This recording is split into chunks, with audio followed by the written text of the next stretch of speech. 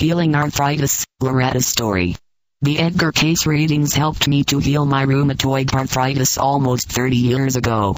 When I first discovered I was sick, I was still attending college. I lived on a junk food diet and already had a history of physical problems.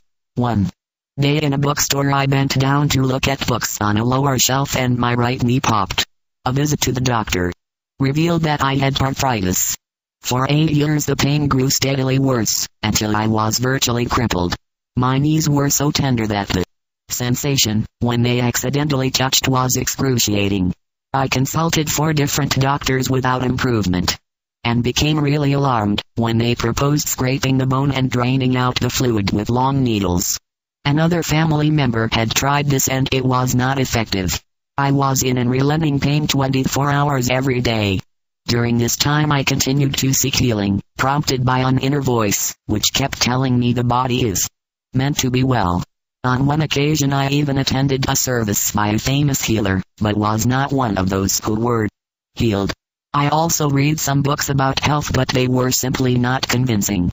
Although I had full medical coverage through my job with McDonnell Douglas, I did not choose to have joint replacement as the doctors suggested. Instead, I kept searching for a less invasive, less painful cure. One day in 1967, I was on pain pills, shopping in the dime store, when I found myself drawn to a copy of There Is a River by Thomas Sugru. Actually, I stood in line with the book, decided I didn't need it, put it back and left the store, but the title kept flashing through my head, until I drove back 2 weeks later and bought it. When I got home I started an all-night reading session. I had to stop the next morning to report to work. I went to work that day following a sleepless night, but it was worth it, because finally I had some real hope. Although I knew Edgar Cayce was no longer alive, I decided to follow the Cayce history on arthritis, which was included in the back of the book. It was my http://worldwideweb.edgarcayce.org/health/data/data/catharup1.html 33 of 69, 10 hours 23 minutes and 44 seconds p.m. Edgar Cayce Health Database, anecdotal case reports, remedies, products. Firm belief that, if it works for one body, it will work for another body. The first treatment was to purify my body for 30 days by eating right. This meant no sugar, starch, alcohol, red meat, pork or fried foods, and never any preservatives. I ate primarily turkey, chicken, fish, fresh fruits and vegetables and whole wheat bread. At first, until my body could handle raw foods, I ate cooked vegetables.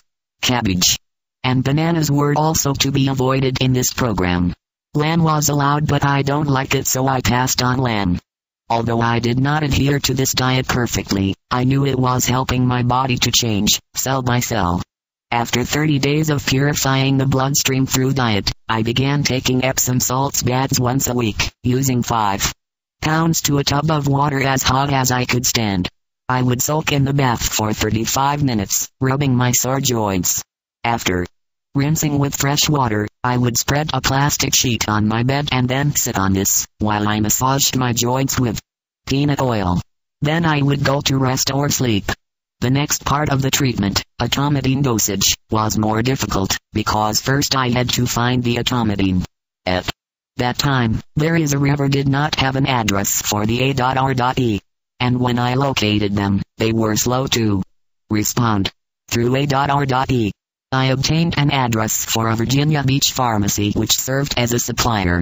Finally I obtained my Atomidine, and devised a dosage cycle which suited me but was somewhat different from the one suggested in the reading. I took 1 drop of Atomidine in a glass of water each morning for 5 days, then off for 5 days. Then I resumed 1 drop for 5 days, then off for 5 days. I continued this cycle for about a year and a half. Finding a person who did colonics was equally challenging, as none of the doctors or hospitals I questioned had any information on the subject. I was eventually given the address of someone who agreed to give me a colonic once a month. This woman was 70 years old but looked half her age, and had once had arthritis herself. At the age of 17 she was practically doubled over with pain so severe she couldn't bear to be touched. She happened to see an ad for a lecture by the well-known nutritionist, Dr. Jansen, who claimed to have a cure for arthritis.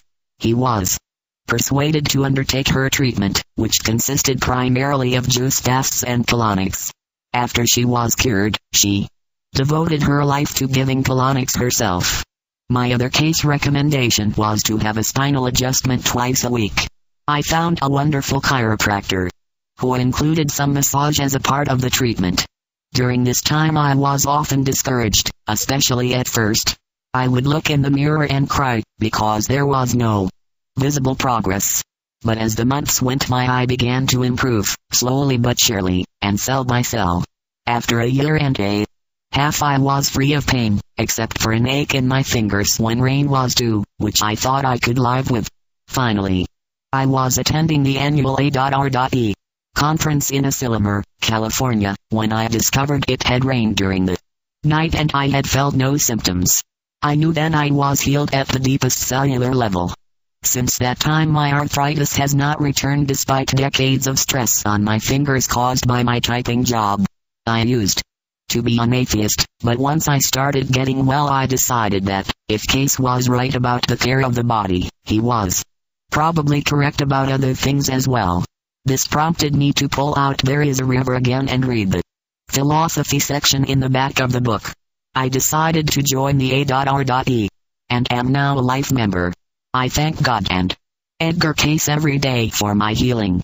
I hate to think of the painful physical life I would have lived without Cayce's reading. I was crippled for 8 years with rheumatoid arthritis, which is the most deforming, and I have been healed for 26 years. Cayce not only enabled me to heal the body but he led me to God and to mental and spiritual healing as well. Today I am learning the current rage, country line dancing.